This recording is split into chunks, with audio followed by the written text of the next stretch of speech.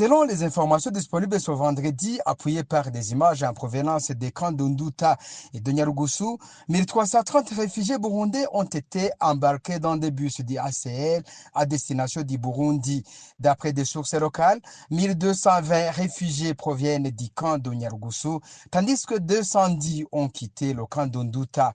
Les images montrent des réfugiés à bord des bus, les bras levés pour adresser les adieux à ceux qui restent encore dans les camps sous l'escorte de véhicules du HCR formant un convoi structuré. Cependant, plusieurs éléments indiquent que ce retour se déroule dans des conditions précaires et non consensuelles. En amont de ce départ, des opérations massives de démolition ont visé les abris des réfugiés dans les deux camps. En Douta, les zones 17 et 18 ont été presque entièrement rasées, y compris des infrastructures essentielles comme des écoles et des postes de santé. À Nyargusu, plus de 3000 maisons ont été détruites dans les zones 12 et 13. Ces opérations ont laissé des centaines de familles sans abri, les plaçant dans une situation de vulnérabilité extrême. La description de ces habitations apparaît comme un facteur déterminant et a contraint les réfugiés à accepter le retour. Privés de logement et d'alternatives viables dans le pays d'asile, beaucoup se sont retrouvés face à un choix inexistant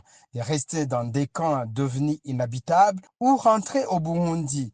Des témoignages font également étant d'un climat de peur, d'arrestation de jeunes ayant tenté de résister, ainsi que de traumatismes physiques et psychologiques confirmés par des admissions à l'hôpital de Médecins sans frontières en Douta. Dans ce contexte, le retour qualifié officiellement de volontaire est largement contesté par les réfugiés eux-mêmes qui dénoncent des pressions administratives et sécuritaires. Les conditions entourant ce départ, démolition, absence d'abri, intimidation et encadrement policier suggèrent un rapatriement contraint incompatible avec le principe de consentement libre et éclairé. Pour nombre de ces réfugiés, le retour vers le Burundi s'effectue ainsi, non par choix, mais sous la contrainte, malgré des conditions de sécurité et de vie jugées peu rassurantes dans leur pays d'origine.